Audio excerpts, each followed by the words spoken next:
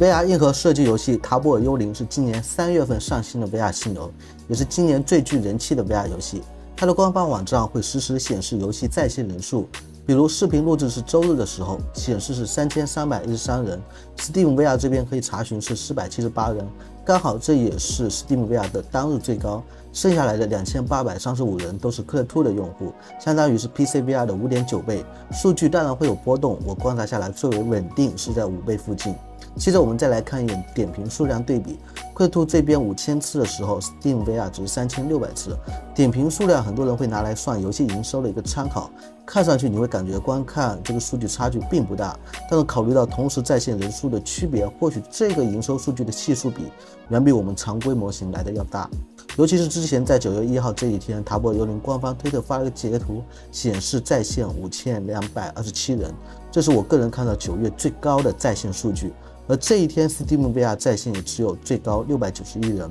事实上 VR 一体机版塔布尔幽灵画质很差，差的连我都受不了，一开始更是 bug 重重，等它更新半年，这个月我买了一次，还是就直接退款了。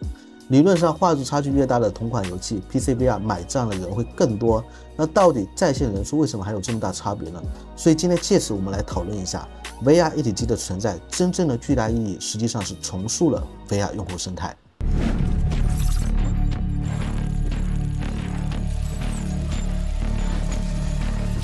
VR 是虚拟的，但体验是真实的。大家好，欢迎来到本期的 VR 速递，我是老朋友翟老师。一开始先讲一下为什么拿塔布尔幽灵做例子。首先是因为目前这个时间已经是Quake2的第3年，玩家手里该吃灰的吃灰，该发霉的发霉，再加上Quake3发售在即，有入手或者换机打算的都在观望，平日里也就懒得开机，所以目前算是 VR 一体机这边3年里活跃用户量最少的时候，那些图新鲜的朋友也是已经基本没有了。第二点就是塔布尔幽灵是今年的新游戏，两边平台是同时上架，不会有什么累计多年老玩家的区号。这里典型的就是 VR Chat 巴甫洛夫剑与魔法，算是在 PC VR 上有着非常稳定的玩家数量。相比之下，塔布尔幽灵这边的数据更纯粹，而且游戏目前在Quake2上还不是在官方商店，而是 Epic Lab 商店，意味着没有任何的商店所给予的首页或者各种榜单推荐位的宣传，两边都是单纯靠着游戏自己的质量所吸引的玩家。第三点就是一开始说过的，塔布尔幽灵的Quake2版画质是所有热门双平台版本游戏里 VR 一体机版画质体验跟 PC VR 差距最大的之一。作为对比，同样是可以跨平台联机对战的雇佣战士，或者是今年新上架的 VR 版彩六突围行动，在 VR 一体机版的画质表现都非常不错。这两游戏我还专门手动一个个游戏房间加起来算过在线人数。上周日白天北京时间11点多雇佣战士我算了，全部游戏房间加起来是977人，同时间 Steam VR 只有79人。VR 一体机版的游戏是 Steam VR 的11倍，当然这里还包括了少量的 Pico 用户在内。突围行动我是在今天中午数的，全部房间玩家数量475人 ，Steam VR 在线39人，也是有10倍至少。但这两游戏的 PC VR 在线人数基数太小，拿出来说难免有些人不服。相比之下，塔布尔幽灵还是更具代表性，毕竟起码是历史在线 PC VR 人数是上过4位数出头的。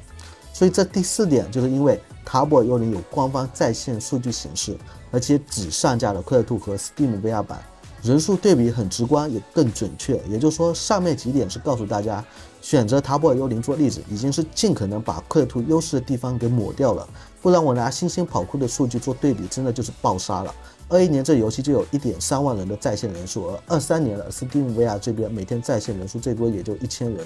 换另外一个数据统计的话，2022年圣诞节当天，共有76万名用户玩了新星跑酷。这个76万名当然不是等同于同时在线人数，不过想想这也是来自大量Quake2在圣诞节当天被当作圣诞礼物所带来的结果。而同一天的圣诞节 Steam VR 最高在线人数新星跑酷只有1000人，无论你怎么去计算 PC VR 这边当天总共上线人数，跟几十万的总用户数据相比都是不在一个量级的。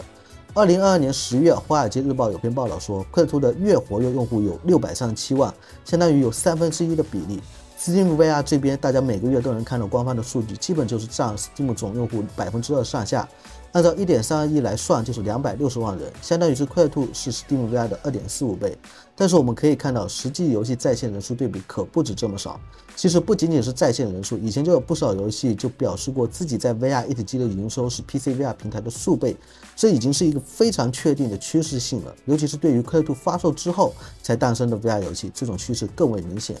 如果你是某个 PC VR 游戏的开发者或者支持者，你发现这款游戏在 PC VR 上在线人数反而多于快乐兔，我很确信你的第一任务不是来反驳我，而是应该检讨一下自己在快乐兔这边是不是没有做好优化或者宣传营销，因为你的游戏绝对可以在快乐兔这边获得更好的收获，起码至少有 2.45 倍的收益，达不到就该去改进游戏内容和调整社区运营策略。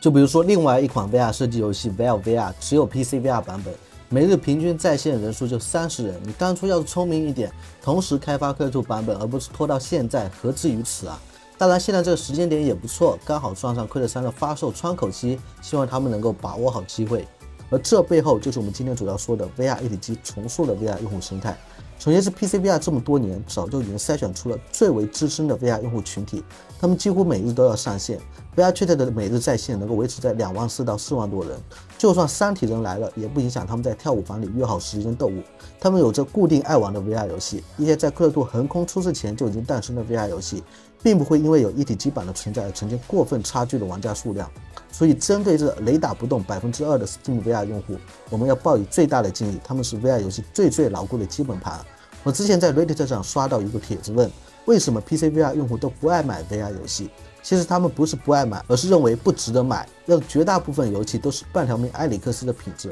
他们当然会买爆。然而情况是只有一堆4399小游戏，那他们当然只能天天抱着 VR Chat， 多少年了还是就反复的玩节奏关键和剑灵魔法。简单说就是 PC VR 用户的资源投入和期望回报跟现实 VR 游戏整体发展并不统一，造就了同样的一款 VR 游戏， PC VR 用户的接受门槛要远远高于 VR 一体机。很多人都没有意识到 PC VR 这4个字母 PC 才是重点， VR 只是一个后缀。 VR 游戏跟小黄油一样，只是众多 PC 游戏的一个小类型，甚至于去年 Steam VR 还取消过在页面显示 VR 游戏的标签，这才是 PC VR 游戏一直陷入困境的根本原因。这一点同样适用于 PSVR 平台的游戏，无论是 PC 或者 PlayStation 的平台， VR 游戏永远都是一个小分支，除非有完全活络的游戏内容和开发者生态，持续不断的输出不差于顶级平面游戏大作的品质，这样才能吸引玩家去高看 VR 一眼。所以 VR 游戏想要在 PC 城市，他们真正的对手是其他的平面游戏，因为在这2个平台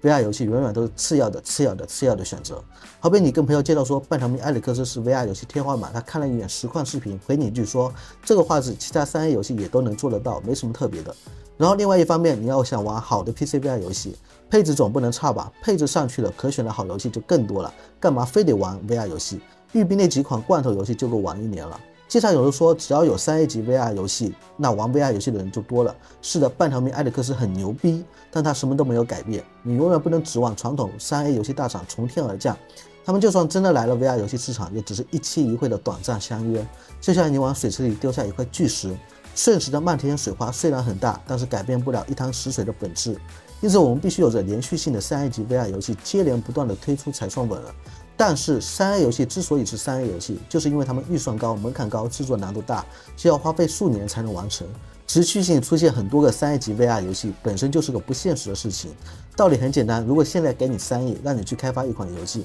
你自己面对成本和赚钱压力，你愿意专门给200多万 PC VR 用户开发3A 级的 VR 游戏，还是面对1级的 PC 玩家开发平面3A 级游戏？答案显而易见，这样的开发者生态本身就是不良的，做不到的。既然 VR 游戏的上限品质不太容易触及，我们能不能花更多的心思去提高 VR 游戏的下限品质？而这就是 VR 一体机辐射更多用户群体所能带来的好处。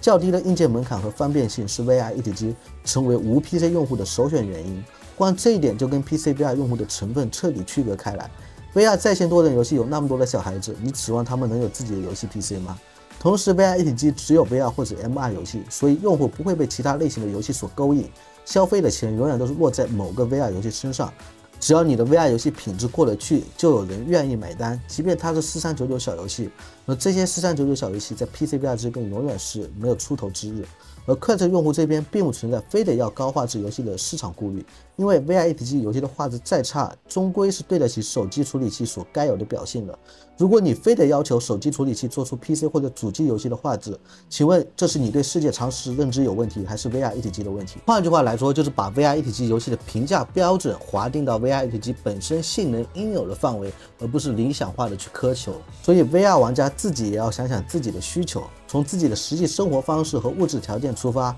到底是属于 PC VR 玩家还是 VR 一体机玩家。其实想要玩游戏大作，这种需求是玩家的一个本能，它从来不代表我只能接受游戏大作。就像每个人都想吃到顶级的美食，但不代表平日里就吃不了粗粮。而且有没有一种可能，这一类粗粮并没有看上去的那么难吃？画质并不能完全决定一款 VR 游戏的品质，而 PC VR 这边你能看到的一致口吻就是切，这画质我才不会玩。所以 VR 一体机的存在就是帮我们找到了这些什么都吃的用户。他们不是什么资深玩家，也不会经常去 VR 论坛发表意见，但他们会花钱在 VR 一体机买游戏，沉默的大多数做出了选择。VR 一体机扩散了 VR 用户群体的覆盖层，他们有更广阔的接受度，因此通过他们挖掘出了很多可能会被埋掉的 VR 游戏。他们让新鲜跑酷这样的马赛克画质游戏一鸣惊人，他们让雇佣战士这种勉强算 EA 或者2A 级的 VR 游戏在 VR 一体机上营收超过了1000万美元，否则光靠 Steam VR 那小几十人的在线数据早就该歇了。从2022年开始，我们看到了很多 VR 一体机游戏都出了续作，作为对比，大家可以回去翻翻16年那会儿有多少 PC VR 游戏，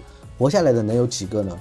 VR 一体机的出现实现典型的游戏生态反哺开发者生态，更多的 VR 游戏开发者得以生存下来，并持续的磨练自己开发水平，继续推出新的 VR 游戏。因此，越来越多的新游戏都会同时制作 VR 一体机和 PC VR 双版本。随着 VR 一体机性能的提升，两者之间的纯画质差距会慢慢拉近。我很好奇，像雇佣战士这类游戏，就克图目前的性能就有10倍在线人数的优势，未来还会拉开多少？总结来说，3A 级的游戏永远都是少数，但是2A 级游戏可以有很多。对于 VR 游戏来说，2A 级的游戏存在价值或许比3A 更有意义。只有更多 1A、2A 的游戏被 VR 玩家所支持，才会有未来3A VR 游戏的出现。否则，短暂冒出的所谓 VR 大作只是空中楼阁。而绝大部分 VR 一体机玩家是休闲用户，他们就像土壤，相对的 VR 游戏开发者就是种子。你没有人知道这层土壤适合长出什么花，开出什么果。尽管撒下种子，总会有收获成长果实的那一刻。记住，硬件所带来的性能问题从来都不是问题，